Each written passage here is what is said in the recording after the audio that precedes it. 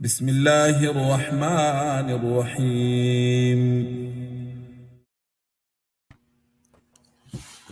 Assalamu alaikum, everyone. Bismillah, alhamdulillah, salatu wassalamu rasulullah. I want to thank everybody for joining us for this month's special Black History Month. Alhamdulillah.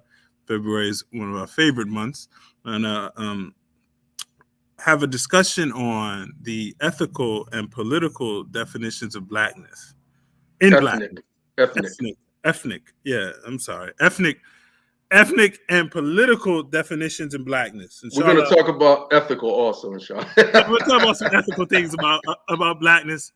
And inshallah, alhamdulillah, we're joined tonight by a special guest, Sister Nabintou. Now, forgive me if I'm wrong, sis. Nabintou Doumbia. Tell me, you go ahead and correct me. Doumbia. Alhamdulillah. And I was going to give Imam Mika'il the honor, since, mashallah, he told me you were a student of his at one point. So I was going to let him give us the bio, inshallah. Yeah, assalamu alaikum to you both and all of our viewers and all of our brothers and sisters. So, I'm not going to embarrass Sister Nabintou too much, but I will say this, that Sister Nabintou is a Detroiter, true blue Detroiter. And I would say that, if I'm not mistaken, were you born in New York? Yeah, so we have claimed her, right? Even though Sister Nabintou was born in New York City, she was raised in Detroit, a proud graduate of Al-Ikhlas Training Academy, the historic Al-Ikhlas Training Academy in the Clara Muhammad School Network, and also a graduate of Wayne State University. That's our city's university. A lot of our Al-Ikhlas alum, they do well there. And Georgetown Law. She's currently studying at Georgetown Law. She's a wife, an aunt, a great daughter, an adopted niece of mine. And it was really great. I found out through my DNA test that I'm actually Mandingo. So without further delay, I would like to welcome our sister, my niece, and a future attorney, Sister Nabintou Doumbia. Jazakallah khair. Assalamu alaikum. Thank you so much.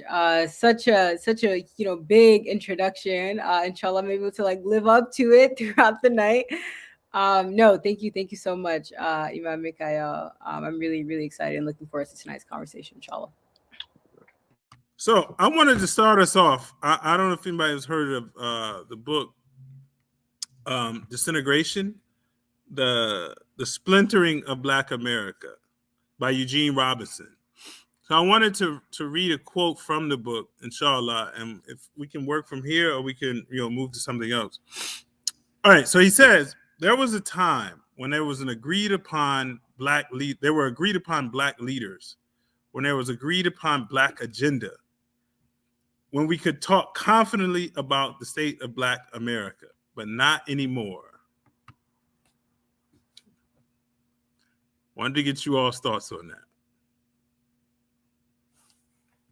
I'm not the guest. Yeah. Not to put me on the spot. Yeah, I think that's really interesting. I guess it's making me, especially in light of the fact that we're in Black History Month. And I know every time this month comes up, one of the conversations that's had is what is Black history and how do we move the conversation forward and actually think about our, current context. So the present and also future. So celebrating Black history, the Black present, and Black futures. So I guess I'm also thinking about it in light of that. I think that an intra-community conversation that happens, that at least I've been a part of, is how we sort of move out of a place where we're, I don't necessarily think reflecting on the past, but stuck in the past, and actually start to move initiatives and projects and things of that sort forward. I think sometimes, especially, and we'll get into this obviously throughout the night, but I think because Blackness has just been made so tricky for so many reasons, sometimes we almost feel as though we are bound by the past and can't really, I don't know, like be as innovative as I think a lot of us naturally want to be. I think like this is why so many people have leaned into the Afrofuturism genre, right? Like this idea of being able to imagine and revolutionize our thinking around like Blackness and Black concepts is so dope. And frankly, it's like something that a lot of us are not used to, right? Every Black History Month, I mean, I don't know about you guys, when I was at public school, every Black History Month, we'd watch like the Black trauma movies, you know, you go down the list and of course you normalize it. Of course it's important. Like history is important, don't get me wrong. But I also think about what does it mean and what does it look like for not only moving us forward from like a social standpoint, but even for like our own like mental well-being, to be stuck in that place and not also like be able to use a creative outlet to envision, if nothing else, something more. So I guess like that's what that quote immediately made me think about. Wonderful.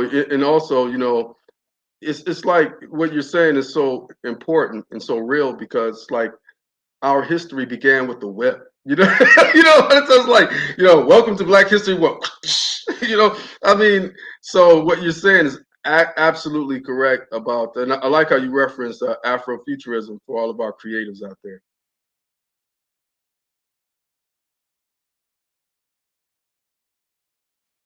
You're on mute, Malik. Oh, I'm sorry. So when the quote that starts off, it says there were agreed upon Black leaders. In this month of Black History Month, when Dr. Carter G. Woodson set out to do this, which is interesting because the whole trauma of struggle stories, Dr. Woodson is the first Harvard graduate whose parents were enslaved people. And that you talk about moving out of something to something else. He wanted Black people to remember like our narrative of what we've done, not, you know, just whole struggle, like what it's become, the whole struggle story, right? Even now, you look, I was looking last night, you look at, you know, let me check out what, you know, Netflix has Black History Month here, right? None but struggle stories. Like, no, you're not drawing inspiration from a lot of the content that's put out for us. And have we lost our collective agreement on who are our Black leaders and what is the Black agenda?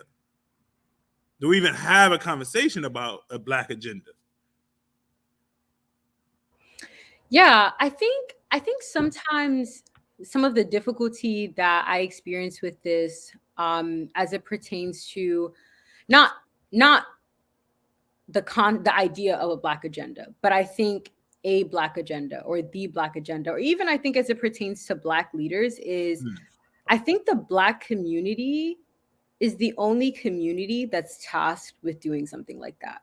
So I think it's almost as if we're responsible for responding to something. And I think a lot of times it's situations that we didn't create to begin with, right? So I think like a lot of other communities are able to lean into and embrace this idea of there's a lot of us, we're diverse, and we have different interests, we're different people, we come from different backgrounds. And I think like obviously we'll get into like a lot of that as a part of tonight's conversation. But I think that in an effort, in a white supremacist effort, at least like part of it is like, I think white supremacists to like paint us all as to be able to, I think, discriminate and things of that sort. It's just much easier to paint us all with like a broad brush, right? And to ask like, well, what are Black people doing? The homogenous Black brain. I'm like, I don't know. Like, I'm in my community trying to like move things forward. And granted, like, of course, we have to have a macro perspective. Like we can't move in a vacuum. Like I don't negate that, but I do think that, or a lot of times I wonder about like what that creates. And I think it puts so much pressure on us, and ironically doesn't really allow us to be able to do all of the work that I think a lot of us would naturally want to do, right? So like this fear that, well, if I'm doing this thing and I'm afraid of the question that like, well, how is this helping the larger Black community? Then like, shoot, I'm just not gonna do nothing. You know what I mean? Like, I think that I think it can be like dangerous. And I guess like this is something that I struggle with and that I've constantly had to engage with as like a community organizer. Because a lot of times you face like those, what feels like barriers. So I don't know, like, I guess I'm curious to know both of your like thoughts on that. And when you hear like Black leaders or like Black agenda, like what sorts of things come to mind? Or even when people say like, who's at the table? I think just like insinuations that like these have to be one big thing. Otherwise, like we don't have it together because we can't all figure it out to like in this one place when like no other group of people is frankly doing that.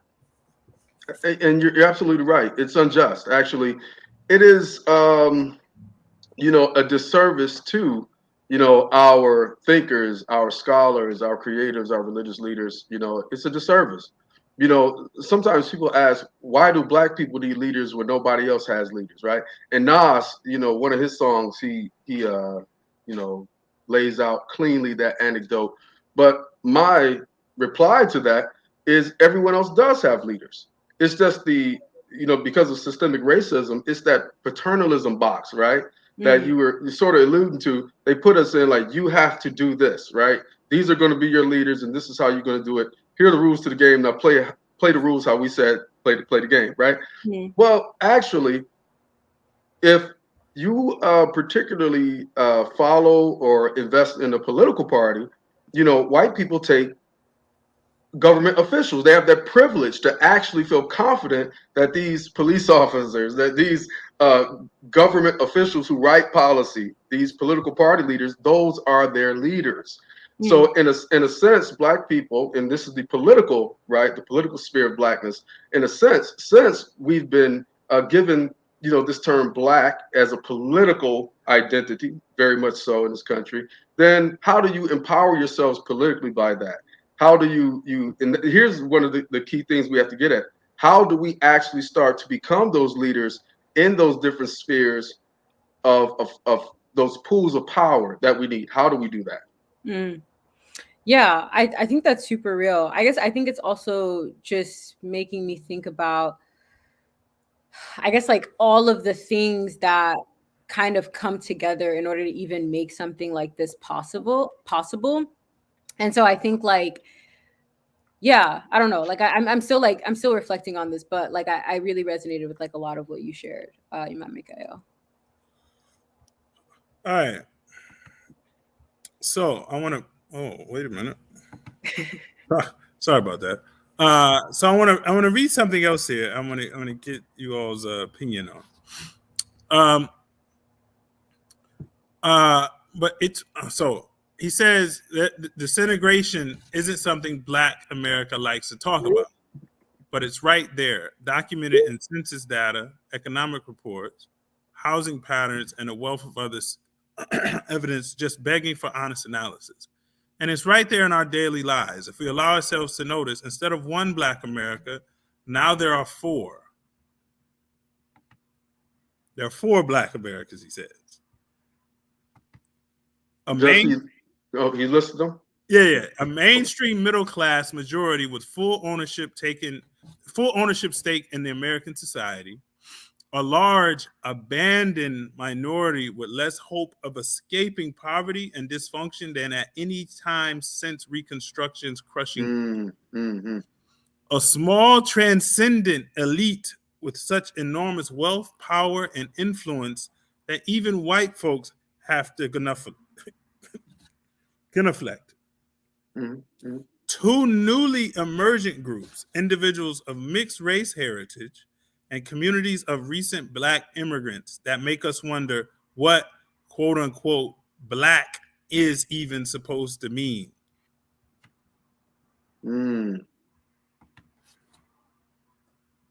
Oh, it's just deep.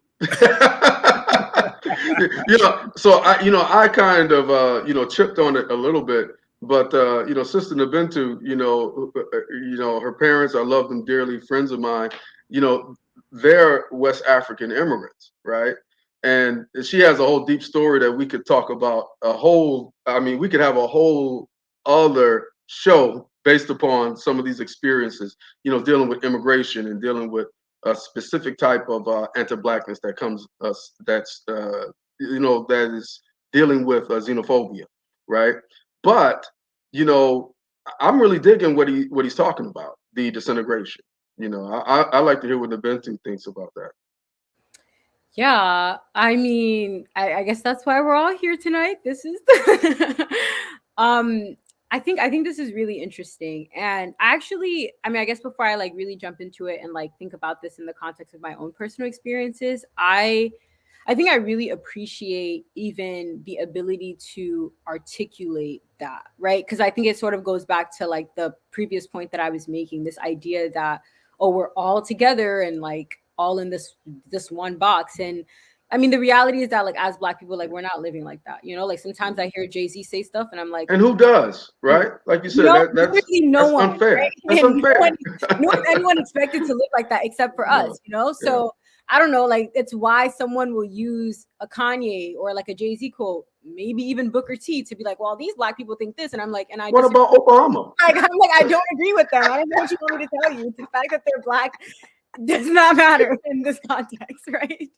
Still not lifting myself up by the bootstraps just because Booker T said it, right? So like, I do think that being able to not even like necessarily separate, I don't know if that's like the best term, but even articulate that as like, yo, here are all of these different experiences that can and do fall under this umbrella. I think that that's really dope, number one. I think number two, I mean, like I'd be lying to say that like it's really, really difficult. Like it's really difficult from like an identity standpoint to figure out not necessarily where you fall, or I guess not only where you fall, but also what you're supposed to be doing and how you're supposed to be moving.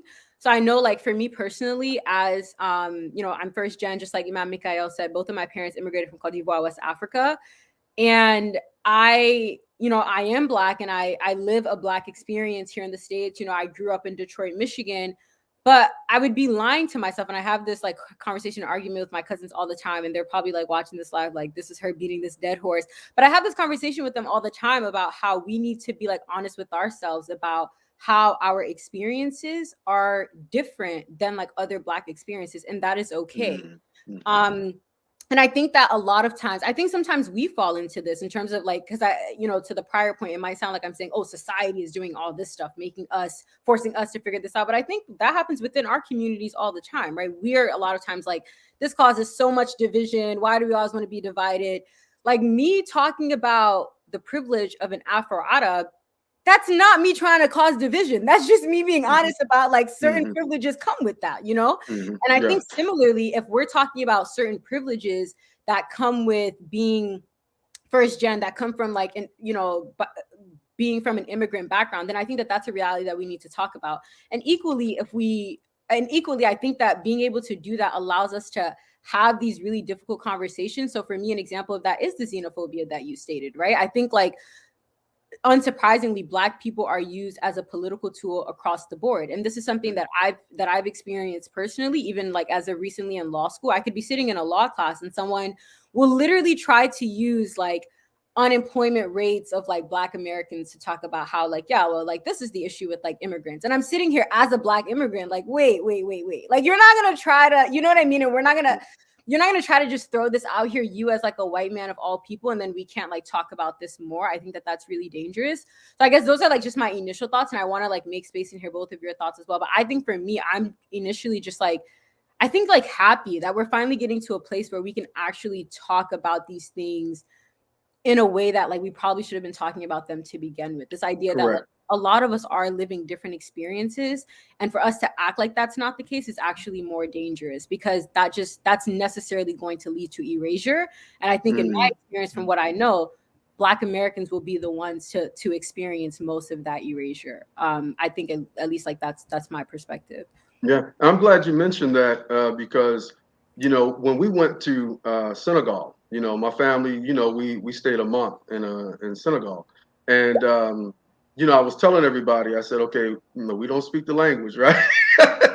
So I don't speak any.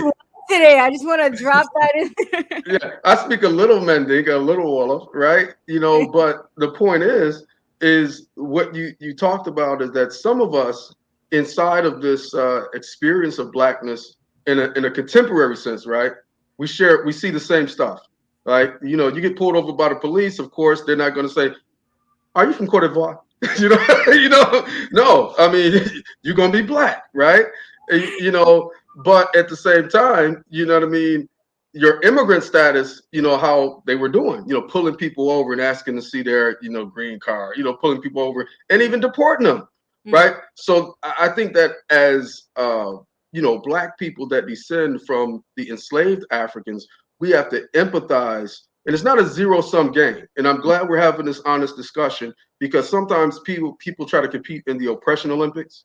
Right. Y'all got it so bad. No, we don't get right. No, I mean, really, we have to empathize and become advocates of one another, and then, really talk about, how we're seeing the same type of oppression under a system that it bases racism on anti-Blackness, right? It's a spectrum, meaning that your value in a society is raised, the closer your proximity to whiteness, and it's devalued the closer your proximity to Black. Yeah, I would definitely agree with that. And I think that being able to do that, then like that's when we actually see like the hard work, right? So like the onus is on me as a Black African, as an Ivoirian American, like as I would identify, when I'm like home and like people are saying anti-Black stuff, like that responsibility is on me to like say something, to like actually like, no, like that's not okay, that's problematic.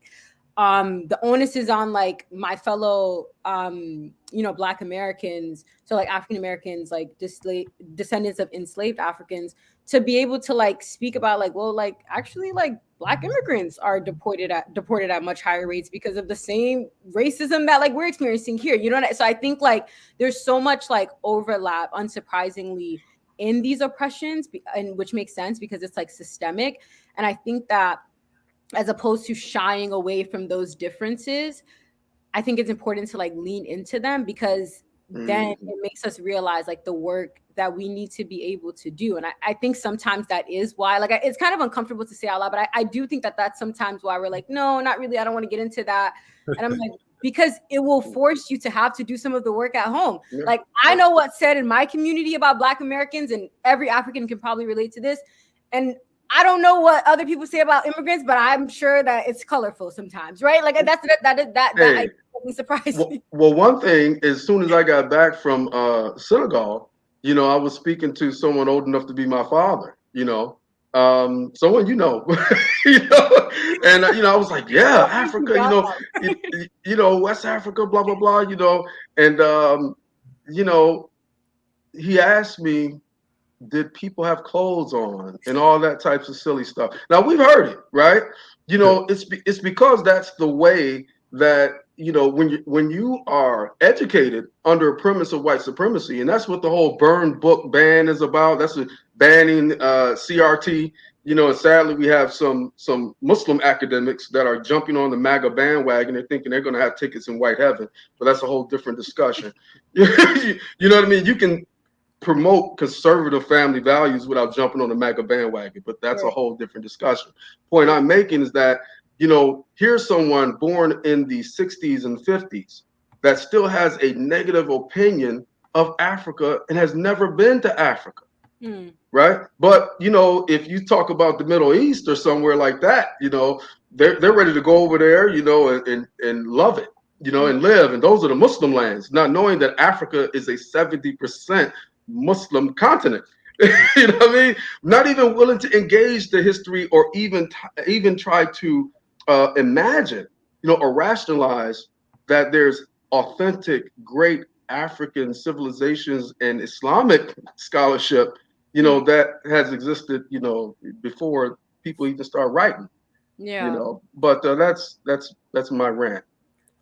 So I want to read, because he's touched upon something. He goes on. These four Black Americas are increasingly distinct, separated by demography, geography, and psychology. They have different profiles, different mindsets, different hopes, fears, and dreams. There are times and places where we all still come back together, on an increasingly rare occasion when we feel lumped together, defined, and threatened solely on the basis of skin color, usually involving some high-profile instance of bald-faced discrimination or injustice, and in venues like quote-unquote urban or Black-oriented radio, which serves as a kind of speed of light grapevine. More and more, however, we lead separate lives. So when you speak of the African immigrants, oftentimes their life is just vastly different than someone who grew up or what we would call an indigenous African American, or let me take that back, indigenous Black American. And even in Black America, you have someone like President Obama who's transcended race. Like Oprah transcended race. People don't look at Oprah, or even take Michael Jordan. Republicans buy shoes too. Like nobody sees that's a Black man when you're looking at Michael Jordan. You say he's transcended race. That's not an experience that most Black Americans, from particularly us three from the fourth greatest city on the planet, Detroit. That's not an experience. But however, many of us, when we go to college, we lose touch with the forgotten, the abandoned. And Islam in America has historically been made up of a lot of those who were considered the abandoned. That was our connection to the streets. Absolutely. So in looking at Blackness in America and these different expressions of being Black, do you think there's a way, let me go back a little bit. Has Islam in America, or Islam in Black America, shifted and become these four different expressions of Blackness? Have we bought into that as well? Wow, you brought up the big guns today. I'm gonna defer to Mika'il right quick. That's a really, really, really good question. Yeah. It's almost like too good. Like yeah. And you know what? I would dare to say yes, because and I say yes not apologetically. You know, it is what it is. Like we just, all three of us, we recognize in the beginning of the program that it's unfair to expect Black people to have a homogenous Black mind, right? And your experiences are different. And we have to also acknowledge something too. You know, I'm not a flag waving patriot, but I recognize what Allah does for me, right? We're living in one of the most pluralistic, countries in the world, right? So we can express ourselves Islamically, right, in many different ways, and we can, try to attain, different degrees of education and a lot of other, things and privileges. We're privileged to a degree, right? We know we're still under reconstruction, right? I think we all understand that. But when you start recognizing all the privilege you have, then you can see why, the author talks about those four branches, in his analysis of disintegration. Yeah, no, I would definitely agree. I think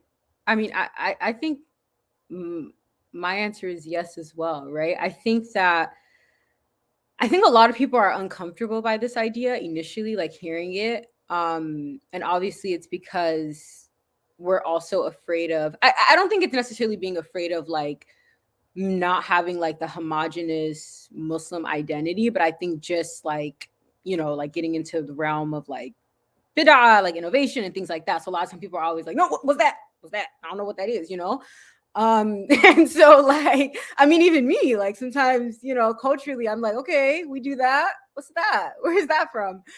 But I do think that, and we know this from the Prophet Sallallahu Alaihi Wasallam, when he went to Medina and he would see them doing certain things and he'd be like, okay, well, what is that? And where does that come from? And they'd be like, oh yeah, this is what we do. This is for this reason.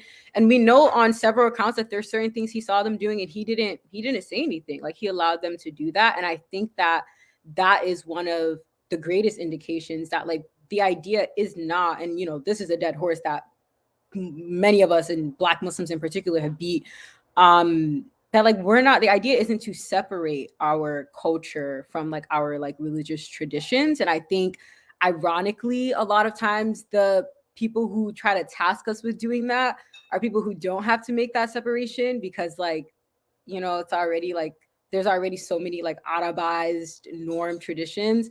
Not to segue into that piece, but if you know, you know. But like, yeah, I mean, I definitely think so, right? I think it's why you can go into different masajid and like it could be a black masjid even, but still feel, a little disconnected. And it's kind of strange. I mean, I've even had this experience as an African going to another African masjid that I was invited to, and them just speaking a completely different language, even though we had 2 shared languages. And I was like, okay, that's exclusive, but I guess, but I definitely think that it also translates into our like norms and like what we understand about Islam, and dare I say like what we prioritize about Islam, because of what you have experienced.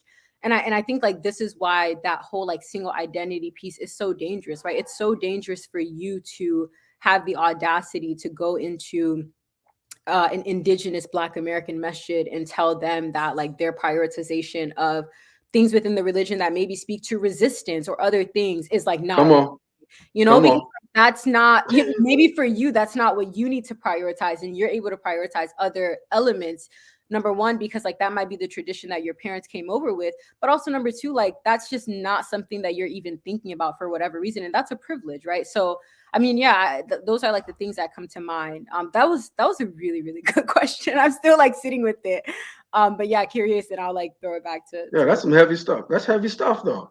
And I really appreciate what you said, Nabintou, about respecting everyone's experience.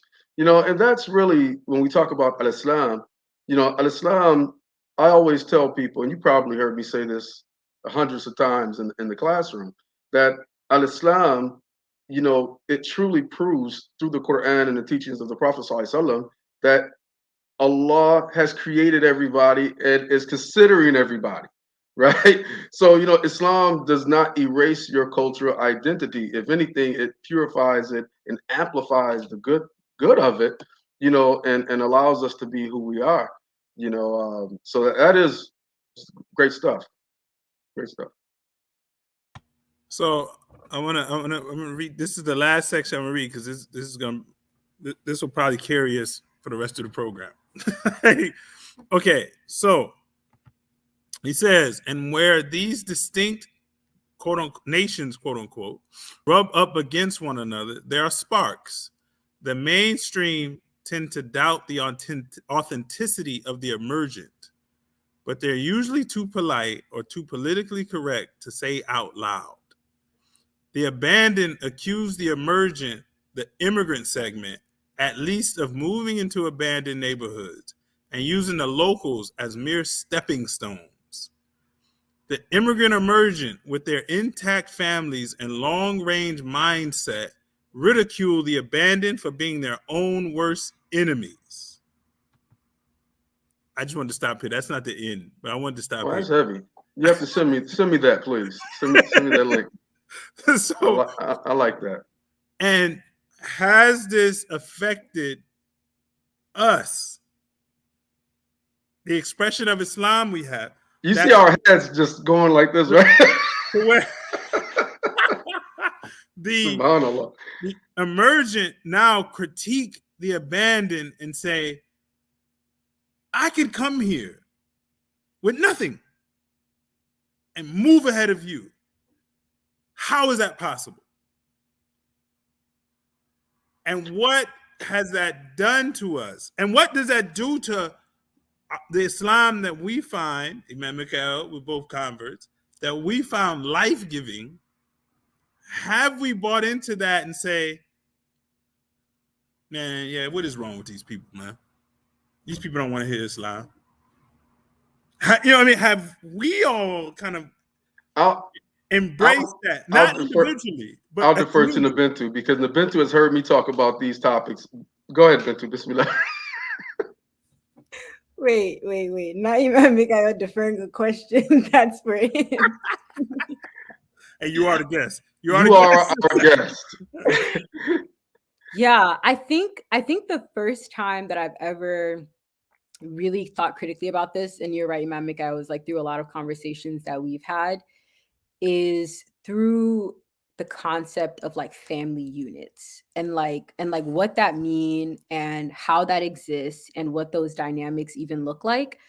I was having this conversation with another mentor, Imam Mika'il's wife, Sister Samira. And we were talking about like marriage processes and like how marriage processes happen. And so I'm like talking to her about like how it happens in like my culture. And I'm like, and then obviously there's like this investigative stage where like your family's gonna like call all these people and like trace this person's background down like however many generations to make sure they're not a serial killer. Yeah. And Sister Samira, she was like, wow, like, that's so interesting that like, I just like the way that I spoke about it, she remarked that as like, she was like, oh, that's so interesting because that's not as like obvious or like something that just casually happens for everyone. And I think that like that conversation is an example of what I mean when I say like engaging with like those differences and like those different elements and like family unit as well, right? I even think through, and I think like a conversation we've had a lot of times, Imam Mika'il, is like when I joke about like, yeah, like, you know, kind of like my dad's friends kept me in check a little bit because like there's certain things I wasn't gonna do because they were there, you know what I mean? Like, and I was like, I just couldn't because like obviously, you know, like they're looking out and making sure that I'm doing what I'm supposed to be doing. And so I think like it's some of those parts, right? Taking some of those pieces for granted. And I think that frankly, that happens a lot of times in a lot of like Black immigrant communities, right? I don't think that those are things that we think twice about, especially because these are things that are like second nature for us. It's like, well, obviously, like that's not so like to the whole idea of you know, the social mobility and I'm able to come here with nothing.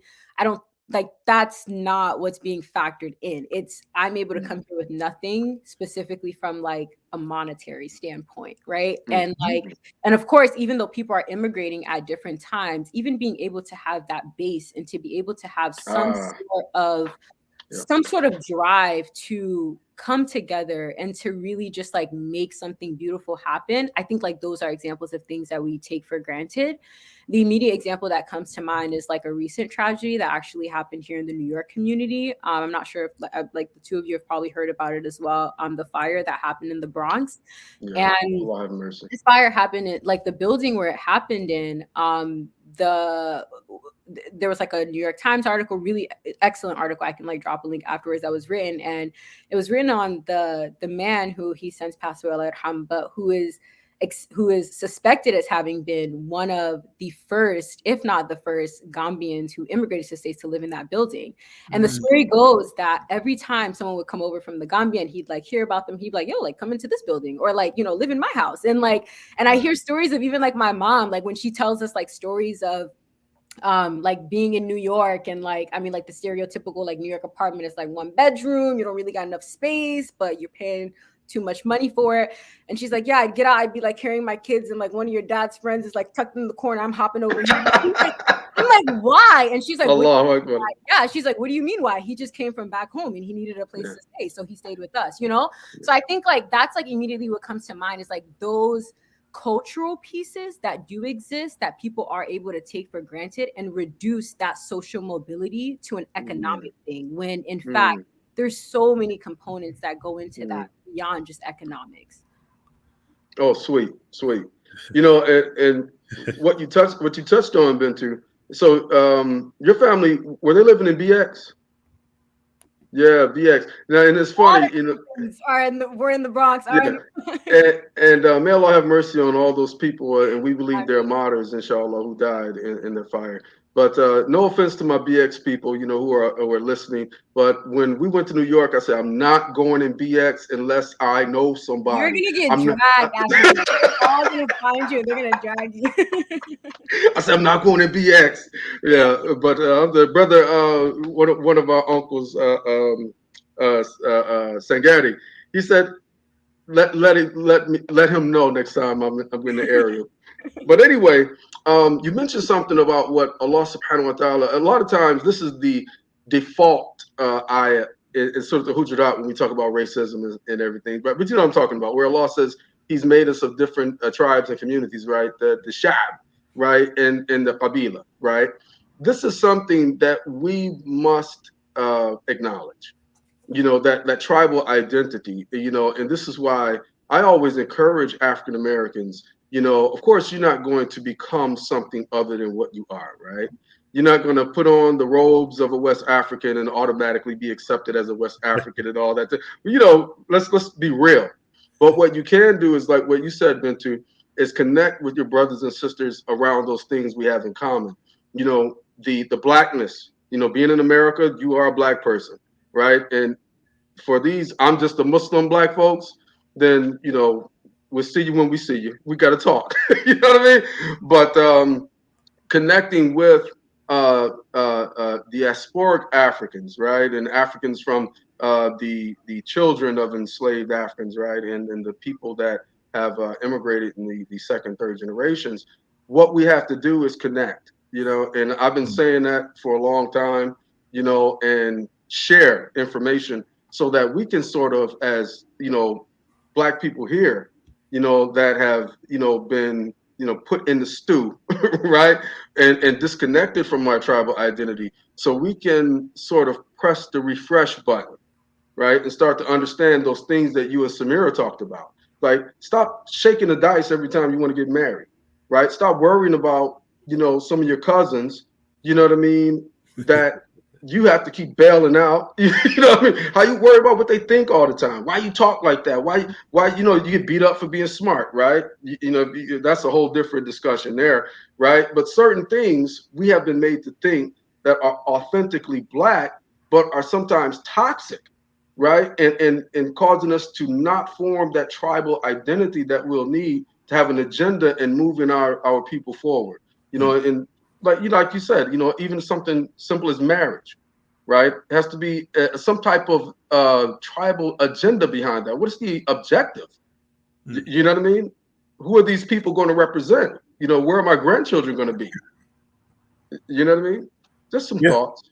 No, when you say that, Sister Nabintou, it reminds me of the Green Book. It reminds me of I'm in the South, so people would say their homes were Green Book ready. Their grandmothers would have their homes Green Book ready. Martin Luther King talks about how in his home, oftentimes he would sleep in the hallway because his parents would say, there's a family coming through, so that means you giving up your bedroom, you're sleeping in the hallway. And the home would be ready. It would stay, it was relatively clean to where people didn't have to do a lot to get it ready for a guest. Whereas now, subsequently, since integration, you kind of lost that need for the Green Book. Now it becomes a movie that has nothing to do with the Green Book, actually, right? So I'm going to finish here. He says, the immigrant emergent with their intact families and long-range mindset ridicule the abandoned for being their own worst enemies. The mainstream bemoan the plight of the abandoned, but express their deep concern from a distance. The transcendent, to steal the old line about Boston society, speak only to God. They're idolized by the mainstream and the emergent for the obstacles they've overcome, and by the abandoned for the shiny things they own. Man, okay. When we talk about President Obama,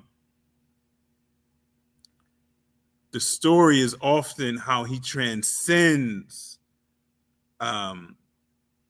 He speaks so well and what he overcame. And that becomes the narrative. And by the abandoned for the shiny things they own, mainstream, immigrant, and transcendent all lock their car doors when they drive through an abandoned neighborhood. That's a collective behavior. Yeah. They think the abandoned don't hear the disrespectful thunk of the locks. Oh, Detroit, we know about it. The thunk of the locks.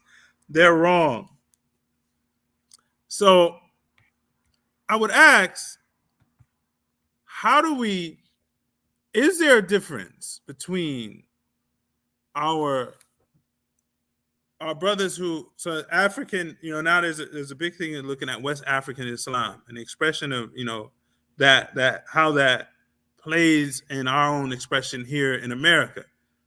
I'm of the opinion, as Dr. Jackson says, that Islam in Black America is a miracle. And if it's a miracle, I need to recognize that it's a miracle and it has some uniqueness that is not connected to transatlantic slave trade. Because most of us, Imam Mika'il, you didn't, maybe you did. You went to Prairie View, so you went to HBCU, so you just kind of woke, right? That your expression, your becoming Muslim, I don't know if it was attached to learning about your ancestors who came from West Africa. Or was it just a Black American expression of Islam that was attractive? It was something more unique than that and more obscure. The 5% nation. I've said this on a minbar. No apologies. I've said this on a minbar because I acknowledge that miracle, right? You know, Allah guides whom he wills, however he wills, right? We say that, you know. So I came into Islam mainly through, of course, since I was young, it was the pro-Black, African-centered hip-hop, right? It was like, I've said this on the show before. We were wearing African medallions, no gold. You know what I mean? So there was the native tongue movement with De La Soul and Jungle Brothers, and then there was also a very stark and identifiable 5% nation movement. And for those who are viewing don't know, the 5%ers, formerly called the Nation of Gods and Earths, right, were an offshoot of the Nation of Islam, right? And there's some more history behind that. Don't want to, you know, cut anyone short on that, but that's how I came into the deen. So that's an authentic. Oh man, that's as Black as you're gonna get right there. Yeah. So what we often see now is this interest in West African Islam, and you know it's been brought up before. Is this a means of escaping the abandoned? Because Islam in America has always kind of had it was known for feeding people, being morally upright, and wanting to revitalize the neighborhood. That's what Islam in any city in America was known for, right? The Aqaba, the steep path, as Allah says in Surah Balad. You're on mute. Oh no! The words of the year. So, my question to Sister Nabintou, when we start looking at, you know, Black Americans looking to West African Islam or West Africa for how to express Islam in America, have we taken stock in that maybe we've made it comfortable for second generation African the children of immigrants, their comfort level is is intertwined with our healthy expression of Islam in Black America? Does that make it easier to be Muslim as a second generation African immigrant when Black America has a healthy expression of Islam? Great question. Yeah, I think I'm immediately thinking about it even from just like a historical standpoint. And this is like pre and like post 9/11. And obviously we know that 9/11 significantly negatively impacted immigration laws in this country.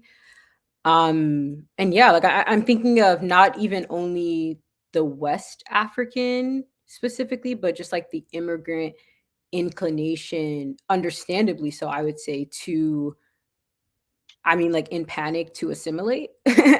And I think the Black experience, or at least when we look at it from a historic and a present day view, has always been where I'm gonna go. Like I'm Black, like how I'm gonna not be Black, you know? And I think that for me, for, you know, speaking to like my own personal experience, absolutely, right?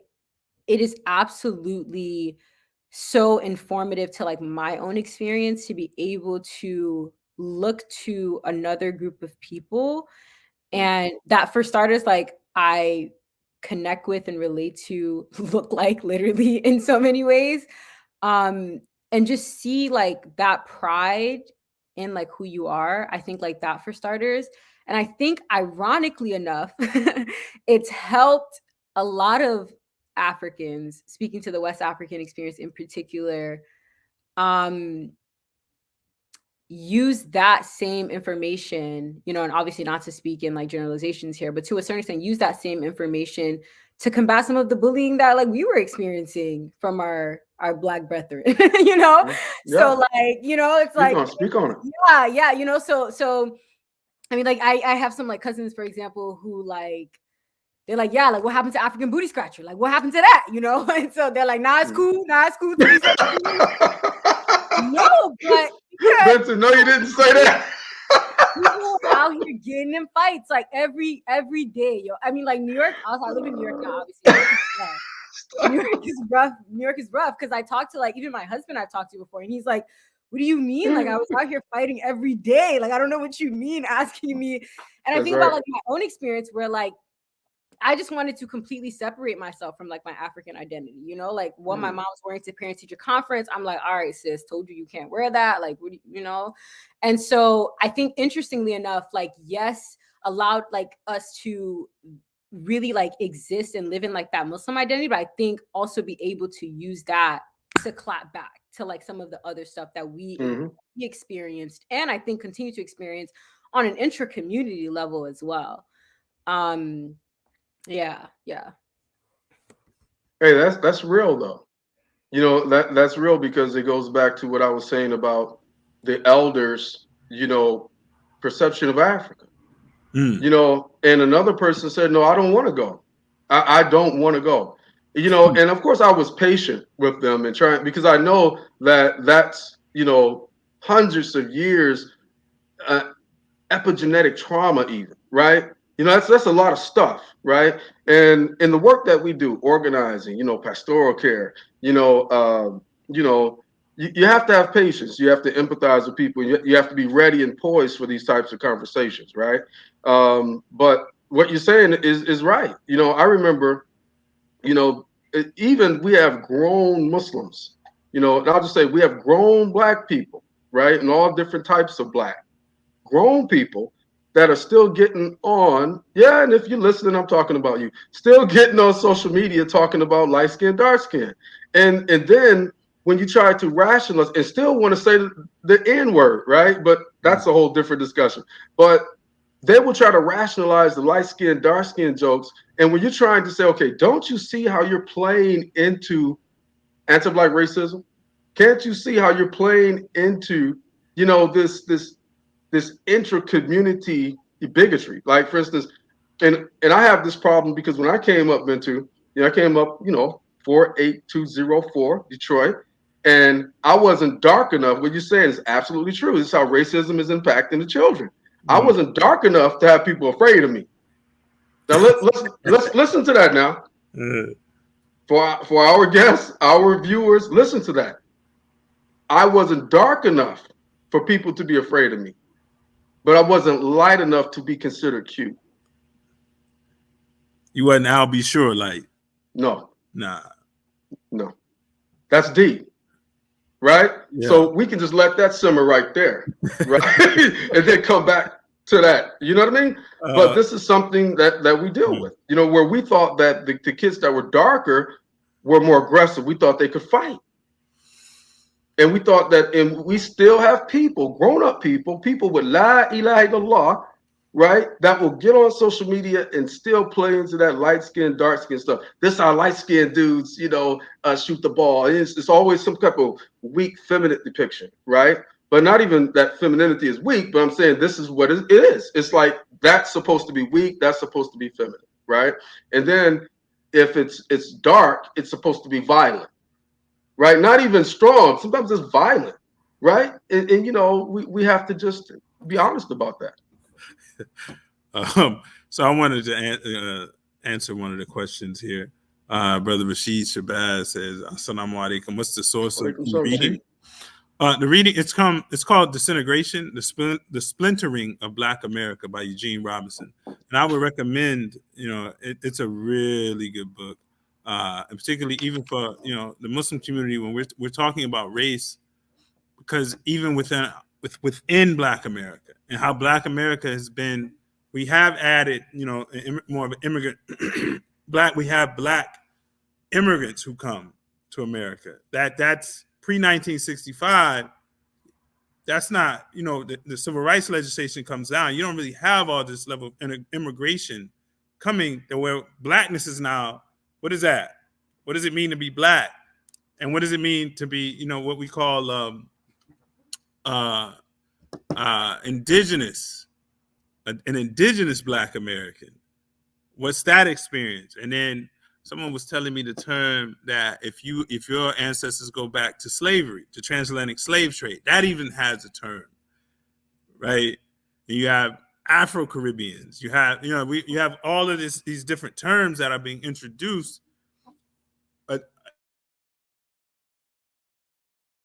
do they have the same experience?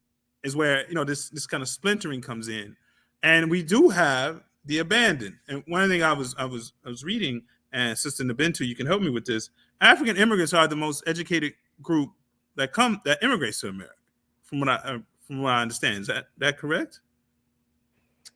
That is a statistic, but it's like tricky because like where like the country does matter. Like a lot of it's primarily English speaking countries, which impacts the stats, and that plays into like a whole lot of like model minority complex and how like larger society tries to use that to pit Black Africans against Black Americans. But yes, and that's what the author was talking about, that the people who, the haves and the have-nots. So what was the term he used? What was it? The emerging. The emergent. The emergent. The emergent. They're coming. They're coming up. The transcendent have transcended race. They're not even seen as Black anymore. Yeah. They're just they're on a different level. The abandoned are, this kind of this large group, and that's where you get this idea of, if you're dark skinned, you must be tough, and that authenticity that you often find, suburban Black kids going through. If I'm going to be really Black, then I need the proximity to poverty. So I can't really say my parents were successful. I have to prove that we struggle. That's not going to make my mixtape a bop. You know what I mean? There's so much there. Yeah, I've had this conversation with a lot of people. So it's like, what is that? Like, if it's not struggle rap, is it really rap? Like, I've had that. Yeah, I think a lot about those concepts. I also think one of the parts that you were reading on, and this thought reflection just came back to me, where he talked about when we are all placed underneath that single umbrella of Blackness, and that being, essentially in relation to the oppression that we experience. It immediately made me think of an activity that we actually did as a part of a fellowship that I did. So the Deeply Rooted Emerging Leaders Fellowship under Muslim Wellness, check it out, shameless plug. So the Drell Fellowship, one of my mentors, Sister Camila Rashad, she posed a question to us at the time at our first retreat of Black utopia, right? And she's like, well, what is this? And what does it consist of? What does it exist of? And at the time, and I think even in many ways still now, we were stuck, right? It's well, what happens when you take out all of this injustice and you take out all of this oppression? When all of that is removed, then what do our lives look like? What are we left with? And I think that as I was reflecting on that, of what sort of groups all of us together, right? This race identity that in many ways was given to us, placed on us. I don't know, it's almost kind of scary, because I like to, I guess I think about all the Black things we love, or the, you can see you can walk into a store and a Black person is just grooving. You're man, I just love Black people, the way we be Black doing Black things, and so it makes me think about Black joy and just all of that Black progress. And I'm just thinking of how so much of who we are is connected to anti-Black racism and how we relate to each other. And I'm just thinking of what does it look like and mean to transcend that and to allow our relationships with one another to be so much more than just that. Well, that's why I always say touch Africa. You know, if you can't touch it with your actual feet, touch it with the page. You know, we have to connect, you know, in some type of way, you know, and that gives us, you know, it gives you an authentic experience that it was not created by white people. You know what I mean? Like I said, if Black History Month starts with the whip, welcome to Black History Month, you know, then that's where you're gonna start. You know. So we have a question here. How does the duality of modern versus traditional play into the abandonment of one's cultural identity, referring to the wanting to assimilate or separate from your African identity? Like when people say, that's old ways of thinking, or it's 2022, that's ancient thinking. Nabintou? Sorry, I'm like trying to like reread the question really quickly. So how does it? Yeah, he's getting deep. That's Harun. I know Harun. Salam alaikum, Harun. He's an academic. Yeah, I mean, I think, I guess like part of this question is just making me think a lot about like some of the colorism comments that you were making, Imam Mika'il, right? Like this idea of like just like this idea of like what is more Black than like other things. And so I think of like even in terms of like the abandonment of one's cultural identity, at least for me, like in my personal experiences, it was in an effort truly to be seen as more Black. Like I wasn't, because I don't even think I had white kids at my school. Like I just genuinely, and this is like the experience of like a lot of like young Africans. It's really just like not wanting to be this so I can be more of this. And I think like that sort of just comes into like a lot of the things that we were talking about earlier in terms of like Blackness not looking one way and things like that. But yeah, that's immediately what like came to mind for me. Because I think when you hear that, you might think that like you were being bullied by non-Black people, or it's because you wanted to be perceived as like another race or fit into another category. And it's like, no, I just wanted to be more Black. And that meant not being this extra thing, you know? You know, Bintou, did you hear the controversy around, I don't want to pronounce her name wrongly. Well, she used to be known as Thandie Newton, right? You all know Thandie Newton? Right, but Thandie Newton, she was in a couple of movies. She was her first, I think, her breakout role was in one of the Mission Impossible movies. But anyway, Google her. But she prefers to go by Thandie. Was a shortening of her actual, I think, Zimbabwean name, right? And so Thandie Newton, she's she's a light complexion African woman. And I believe her father is white, but her mother is from Zimbabwe. And she was getting a lot of flack. Oh, I think she's the woman who played Nina Simone. Was that? I think she was the one who played Nina Simone. She got a lot of flack for that. But anyway, Thandie Newton, she said something that I think that all Black people have to empathize with. She said something similar to what you're saying, Bintou. She said that, and what I said, she said that, she was always bullied, or she would receive a lot of smoke from Black people. She said sometimes she wasn't Black enough, right? And then by, of course, white people, she was too Black. She said she always thought of herself as a dark-skinned person. So when she was living among white people, I'm a dark-skinned person, right? That's why some of our brothers and sisters from the subcontinent, they call themselves brown people. And I'm like, okay, yeah, you brown. My bad, man, you brown, right?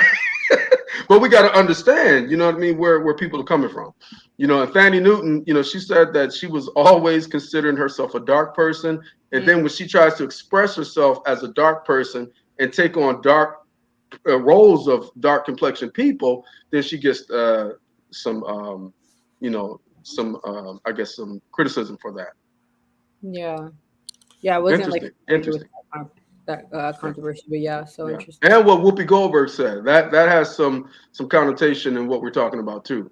Yeah. Been following that one. So we've come to the end. The sands of time has escaped our glass. Now you're going comedic on us. Now we talking about being black. You know, a lot of the comedic black people, they skip way over West Africa. They skip over Ethiopia. They go right to ancient Kemet. They like, I'm ancient black. Yeah. So I was going to say, I was going to ask Sister Nabintou, if you have any parting words. Alhamdulillah, I really appreciate you coming on. Would love to do this again, inshallah, just to talk about more of your experience. You know, we understand you're in law school.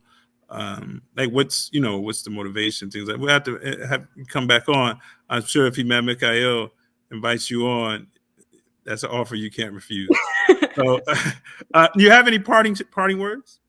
Yeah, no, I mean, not many. Honestly, I just want to say like happy Black History Month. And I guess I just want to end on the note that we started on. I think I'm challenging myself to do this Black History Month and ideally beyond, but really to allow myself to, as we're talking about expansive definitions of Blackness, I'm also thinking of just like expanding my own ideas and experiences with what it means to celebrate Blackness, especially in Black History Month.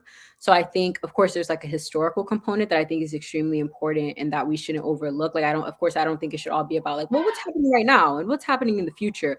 But I think even when we look to Black history, like all of that not having to be like that same narrative that so many of us grew up on of like Black struggle, Black trauma. I saw a list on like Instagram the other day that I shared with my husband, but it was literally like a list of like movies you can watch this Black History Month that's like not about Black trauma. And it had like all these movies. It's not that the list was good by any means, but just the concept, the idea of them putting that together, I was like, whoa, like that's actually kind of dope. Like I would love to sit with my nieces and like have them watch a movie that's about like Black hair. And like, that's it. Like that's the extent of it. It's talking about like hair and like your hair can look like this. And I think that that's so dope. So I don't know, I guess I just want to say like happy Black History Month to everyone. And that's like a challenge that I'm taking on myself. And I welcome other people to join me on that as well. Speaking of Black History Month, we have the essay contest, the Black History Month essay contest. If you want to, it's elementary school, we have middle school prizes, we have high school prizes. If you want to get the description of the particular, what the essays would entail for elementary, middle, and high school, you can go to manofjustice.org. That's our website. Inshallah, it's there. And you would, once February 21st is the deadline. Inshallah, we would, want to encourage people to encourage your children to participate. Writing is an excellent thing. Anne Frank said, paper has more patience than people. You can try to tell people something, but you can write it down, and the paper is very patient with you. So encourage your children. We have until February 21st. It's February 6th. We have a little time, inshallah. So go to manofjustice.org. See whatever your child's age is, what's the requirement for them to participate. Inshallah, I think it'll be a great. We're looking forward to all the recipients. All the essays we're receiving. Inshallah, it's encouraging as a community for our children to know Black Muslim heroes, Black American Muslim heroes. What's the story of Black American Islam? What's the story of Islam in America? That it has a narrative. It's not that, doesn't go back to, maybe West Africa. We all understand the percentages of those who were enslaved who came, but we do have a story here, as Dr. Jackson says, it's a miracle. Islam in Black America is a miracle that helps immigrants who come here have more belongings. So that's part of our responsibility, is to make Islam normative in America. So want to thank you, Sister Nabintou. Our Imam Mika'il, lead us out in dua, inshallah. Yeah, thank you both. And we definitely have to do this again. And thank you for all of our viewers and all of our techs behind the scene, Mr. Tariq Subhani. أعوذ بالله من الشيطان الرجيم بسم الله الرحمن الرحيم الحمد لله رب العالمين الرحمن الرحيم مالك يوم الدين إياك نعبد وإياك نستعين اهدنا الصراط المستقيم صراط الذين أنعمت عليهم غير المغضوب عليهم ولا الضالين آمين. Thank you both so much for having me. Right. Assalamu alaikum. Wa alaikum salam.